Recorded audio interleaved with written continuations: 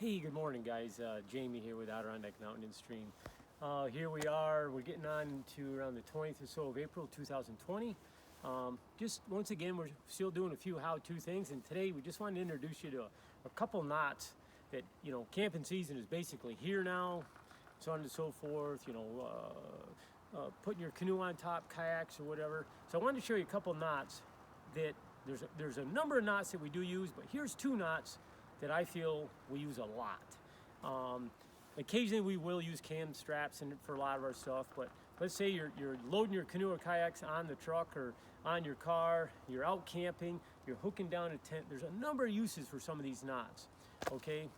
And so I just wanted to show our one little pup here is just gonna help us. And so I'm gonna show you a couple of these knots and then we'll go from there. Just kind of simulated between these two trees. Maybe you're going to hang a tarp up, you're going to whatever. But what we're trying to do is prevent knife knots. Basically, a knife knot is any knot that you tie and you can't untie. So, trucker's hitch and a bowline. Two great knots. I'm just going to undo and then redo. Trucker's hitch, you know, I've pulled on this. I pulled on it pretty tight. And you can come right onto it pretty good.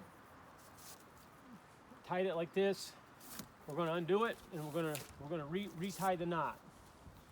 All right, we're going to start completely over. I've just tossed it around the tree. You know, it's a tree to campsite. Your bowline knot right here, you know, we pulled on this and we pulled on this. You see the little ear right here? That should almost always stay loose. If you can loosen that, boom. There you go, your knot's untied. We're going to throw this around the tree. Maybe we're setting up a tent where we've hooked to the tent to a fly. We've got a stake down here. So anytime I'm tying a knot, connecting to something, almost always, for the most part, always going to use a bowline. I've got my tag end and my other. I'm just going to make a little overhand like this. That's on top, in the hole, out of the hole, around the main line and back up through. Boom. And as long as you have that ear right there, you're going to be able to just loosen it from that ear, preventing you from wasting a good piece of rope, having to cut it or whatever. Once again, you got your tag. Just put a little overhand.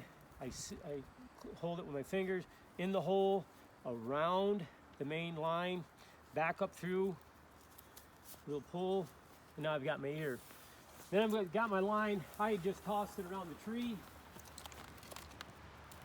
Now maybe this is going to be hooking to something on your, you know, that's hooked to a canoe rack on your truck or something like that. And you're going to go around to the next one.